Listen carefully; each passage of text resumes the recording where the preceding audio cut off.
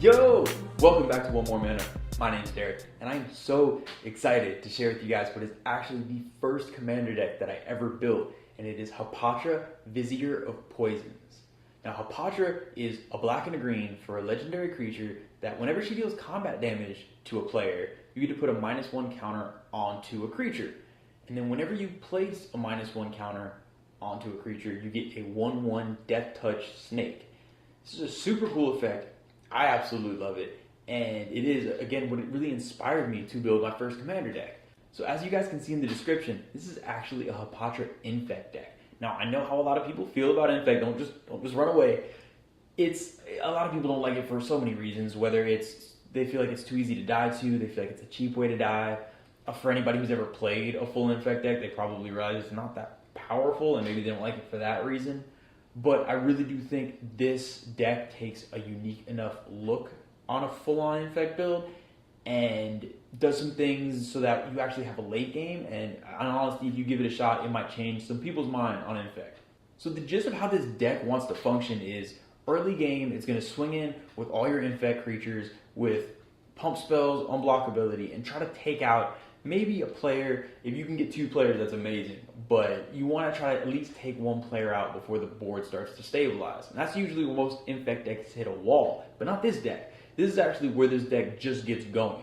So after the board starts to stabilize, that's when you bring Hapatra in. You actually don't want to bring her in early in the game. In that stage, you just want to focus on your Infect creatures attacking. Once Hapatra comes in, this deck takes this huge transition from an aggro Infect deck to a token deck, which seems crazy, but because Infect creatures deal their damage in -1/-1 counters, which I know Hapatra says you have to place the counters. This does count as you placing counters. Just a weird rules thing there. But because Infect creatures deal their damage to creatures in the form of -1 counters, it triggers Hapatra. So these early game Infect creatures, when you get them late game, they turn into token generators. And you can really have this huge go wide strategy late in the game and win like a traditional token deck. This transition that this deck can make, I find super unique, and I find it super fun, and I really hope you guys do too. So looking at the creatures, there are 29, as you can see, the vast majority of these are just Infect creatures. It's like most dedicated Infect decks, you want almost all your creatures to be Infect creatures so you can reliably get them early in the game, get them down, and get them swinging. The first one I want to talk about is Core Prowler. Core Prowler is 4 mana for an artifact creature, and when it dies, you get to proliferate. This card is just so powerful for so many reasons. One, if people do get Infect counters on them and you're not able to take somebody out, obviously proliferating is a super powerful mechanic just to increase their Infect count. But that late game, even aside from poison counters, you're going to have -1 counters everywhere in this deck ideally, and the fact that you can just go proliferate and increase all those, that's a whole bunch of snakes you get to generate. The next one I want to talk about is Hand of the Praetors. This card is so good. It is an Infect Lord. That phrase just makes me so happy, but it's an Infect Lord. And whenever you cast an Infect creature, target opponent gets a poison counter. Now, again, being able to place poison counters onto people late in the game when you really can't swing in as easy with the creatures is amazing. This is just a way to cheat Infect onto people.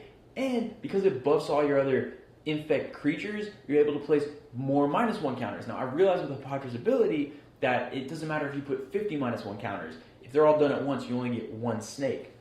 But it still helps when you're putting more -1 counters on your opponent's creatures, just because you're not only getting snakes from these counters, but you're making their creatures weaker. So having bigger Infect creatures has benefits beyond just making all the snakes.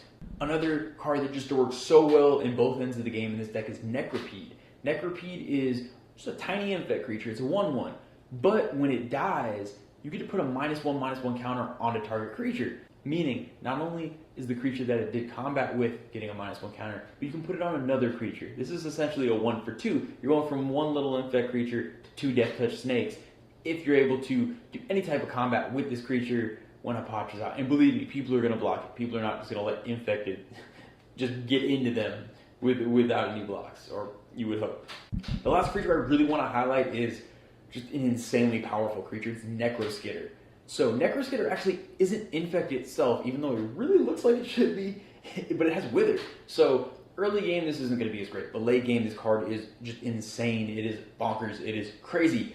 So it deals its damage in the form of -1/-1 counters. So it helps with the Hapatra stuff, but that's not really what's important. What's important is whenever an opponent's creature dies that had a -1 counter, you get to return it to the battlefield under your control. You get to steal their creatures if they had -1 counters, and with the number of cards in this deck that put -1 counters on stuff, there's going to be a lot of -1 counters floating around. Looking at the artifacts, there are 13. Artifacts have some of the most important roles in this deck. Earlier I mentioned unblockability, and again, at both stages of the game, aggro, infect, and the token generation, unblockability is so important. So cards like Prowler's Helm and Whisper Silk Cloak are going to be huge. You can either get infect damage in unblocked when you're trying to just aggro people out, or Hapatra can swing in unblocked, and you can start placing -1 counters and build that token army. This deck really does need unblockability, and having it, especially on equipment that can go from a creature to creature and it's not a one-time thing, is super powerful. Just a few more I want to talk about. These two are probably the least surprising cards that I put in this deck because they fit so well, and it's Contagion Clasp and Contagion Engine. These cards do everything we want to do. When they come into play, in the case of Contagion Clasp, it places a -1 counter, but Contagion Engine puts -1 counters on all creatures the target player controls. That could just be so many snakes. And then, for both of them, you pay 4 and tap it. And with Contagion Engine, you get to proliferate twice, especially in combination with its first ability where you're just placing all those -1 counters. You can make so many snakes. And if you get this many snakes out in this deck with some of the late game payoff we have for having a lot of tokens, that could be game over. Very last artifact I want to talk about is Dolmen Gate. This is one of my favorite cards in any combat deck. I really don't see it played a ton, but it is just so good. What Dolmen Gate does is it prevents all combat damage that your attacking creatures would take. And an infect where people are terrified of leaving anything unblocked, because anything unblocked with a pump spell could mean just game over right there. People are going to block. I mean, that's just free placement of -1 counters. If you swing in with even 2 or 3, even if they're small infect creatures, they're not dying. All those blocking creatures are all getting weaker, and you're getting snakes. You don't even have the negative of not having blockers on the other end, because you're going to have a bunch of snakes with Death Touch to block. Now the enchantments, there are 6. One of the coolest combinations of cards in this deck is Blowfly Infestation and Crumbling Ashes. If you can ever get these two out in conjunction, even though they're super powerful just on their own in this deck, just being able to kill a creature, okay, we're going to move them on a -1 counter over there, get a snake. Okay, now we're going to kill that one, move it over there, get a snake. It's such a good value engine you can get going and just create so many snakes, kill so many creatures. It's amazing. The next one I want to talk about is called Nest of Scarabs. This card is super cool, and it basically gives you a second outlet for Hapatra's ability, except better. With Nest of Scarabs, if you put 10 -1 counters onto a creature, you get 10 insects. It's per each -1 counter place. It doesn't matter it's not per instance, it's per each in that instance. I hope I'm explaining it well, but basically it just means you get way too many insects. You can get so many tokens. There's another card similar to this that lets you get elf tokens. It's a green enchantment, and when you place -1 counters, you get elf tokens. It's a little higher CMC wise, so I decided to go with this one. So looking at the instance, there are 7. The vast majority of these are going to be just instant speed pump spells. It's exactly what I was talking about earlier, where you leave an infect creature unblocked, you're going to pay for it because it's just going to get pumped up and you're going to take a lot of infect. I like to usually run about 5 to 6 instant speed pump spells in my infect decks. A lot of them are interchangeable, but I think there's 2 that you're really going to want. The number one, and I think this is, in all honesty, my favorite, is Invigorate. This allows you to cheat a mana cost with a pump spell in an infect deck. This is just insane. What it lets you do is, if you control a forest, instead of paying its mana cost, you have an opponent gain 3 life, and you can cast it. And it's going to give one of your creatures +4/+4. This is so dangerous, because if you're swinging with some infect creatures and you're tapped out, they might feel safe leaving something unblocked, because what are you going to do? And you sneak this out, +4/+4. They only need 10 infect counters. Even if it's a 1/1, you can deal half of that to them. It's just so sneaky, and it is so good. The next just insane pump spell is Stonewood Invocation. This is only 4 mana, and first of all, has Split Second, just an amazingly powerful ability. It gives the creature +5/+5 Again, with infect damage, that's halfway to dead just from the pump, regardless of what their power is. And on top of that, it gives your creature Shroud. This is a really, really powerful card. Now we have 7 sorceries. There's really only one that I really want to point out at this time. There's another one I'm going to mention a little bit later and you'll see it. But this one is Caress of Phyrexia. This card is so good in this deck. It's 5 mana, but what it lets you do is, if you're able to get a bunch of poison counters on somebody, you can just give them 3 more poison counters. If someone gets the 7 poison counters, they might feel safe. They might have blockers. They might not think your creatures can get in. You might not even have any infect creatures on the board. You cast this, just give them 3 more poison counters, and they're done. But the reason why this is so good is if late in the game, maybe there's another player left that really didn't get that many poison counters, you're full on going the token strategy, you can also use this to draw cards. You play this, you lose 3 life. If you get 3 poison counters, it really shouldn't matter. I don't think there's going to be another infect deck there. And you get to draw 3 cards. So having this double effect is just so good. It's a card draw spell that has a second purpose that has the ability to win the game for you. Looking at the lands, we have 37. This is a very just basic 2-color mana base. We're going to have lots of basic lands, and then some of the different dual lands, the shock lands, scry lands, stuff like that. Nothing too fancy here. Really, the only thing worth mentioning is Rogue's Passage. Obviously, you want this in this deck. The unblock ability is good for so many reasons. And Grasping Dunes is another one that's super good, because if you kind of get to a point in the game where you have enough mana, you can tap it and sack it, put a -1 counter, get a snake, and continue to build your board. So that's going to do it for all the categories. Now we're going to get to my favorite part. Again, I really hope it's your favorite part. And it's how are you going to win the game with this deck? This gets me really excited because the ways to win the game in this deck are pretty legit. They just make me happy. So, okay, so the first way, and one of the more simple ways, I've kind of already talked about it, infect. You swing in with some infect creatures, either make them unblockable, pump them up, and just try to take somebody out real quick. This works amazing against certain matchups. So if you're able to know your opponent's deck, if you have a play group you play with, you know which opponent is going to be able to deal with you best, target them, get your infect creatures, and swing. It's amazing. It does such a good job of being able to just take somebody out of the game if you know that they're going to be a problem later on. So that wasn't really a card that helps you win the game. It's kind of just a strategy. This next one is a card. Kind of glossed over when we looked at the creatures. I wanted to save it till now, and it's Craterhoof Behemoth.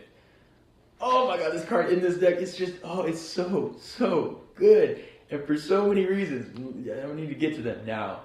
For one, again, it's a token deck. I told you that once you get past that early game, in fact, it turns into full-on a token deck. You're going to have a bunch of snakes or maybe insects, and you just bring out a Craterhoof. Obviously, they're all going to be massive. But what makes it so good in this deck is these snakes have Death Touch, meaning if you get 6 snakes on the board, right, and you play your Craterhoof, they all get +7/+7.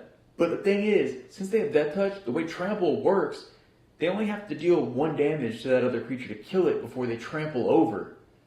Meaning, no matter what your opponent is blocking with, unless it's an indestructible creature essentially, they're just trampling over for basically the equivalent of being unblocked. It's really only 1 damage that gets to be prevented.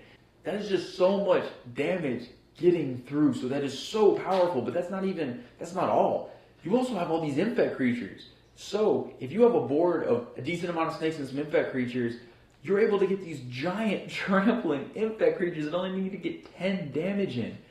Craterhoof is always lethal. In this deck, it is so much more lethal because the numbers you have to get past, you don't need 13s to go and just swing at everybody and trample them over. Your snakes don't need to be as big as creatures normally do, and with these infect creatures, you might not need as many creatures as you normally do. This card is just, I really don't feel like I need to go. I've gone on way too much about a card everyone knows is good, but it just is perfect in this deck. So this last card, I really love it. It really makes me happy. I think it's my favorite card. I say it a lot of cards. You've probably said that about like 10 at this point. Doesn't matter. I love it so much. It's Triumph of the Hordes. And again, for the same reason as Craterhoof. Now, the reason why this is just so powerful is, again, if you get a board of a decent number of snakes out, say you have 5 snakes, you get them all +1/+1 trample and infect. That's basically a guaranteed 5 infect getting in. And that's on the light side. You can easily have more than 5 snakes or other creatures. It's just, whenever you're able to give Death Touch creatures trample, it's just so powerful, especially with Infect. Again, combining them with Death Touch and Infect just takes it to a whole new level. Enough is enough! I have had it with these monkey fighting snakes on this Monday to Friday play! Alright, so that's going to do it. That's everything for this week's Deck Tech. I really hope you guys enjoyed it. I know how negative people are about Infect, and it's understandably so. Infect is a very intense mechanic. But I promise you, if you have ever been on the fence about it, ever thought about giving it a try, give this deck a try. Probably one of my favorite things about it is I do mention that the best way to play it is early game aggro Infect to kind of transition to a token deck. But if you don't want to be that aggressive person at the table, but you do like the concept, run less pump spells and run more just -1 counter synergy, and you can still have kind of that theme of an Infect deck where you can deal some Infect damage and do it that way. But this deck really lets you do it over the long run. You're always going to have a bunch of Death Touch snakes. You're going to have a board presence more than just a couple small Infect creatures. So it lets you kind of do it to differing degrees. I've even seen builds where you only run maybe 4 or 5 Infect creatures with a couple pump spells, and it's just, you can kind of just ease your way into the Phyrexian perfection that is Infect. But it does allow people to kind of get introduced to it. So I really do recommend you give it a try. I really hope you enjoyed this deck tech. I really hope you enjoyed this deck. And make sure to like, comment, subscribe. Please tell me what you think. If you love Infect, please tell me all about it. If you hate it, tell me why. I completely understand, and I understand that my love of it is kind of unique. As always, the full deck list is posted down in the description. Please check it out. Thank you guys for watching, and I'll see you guys next time.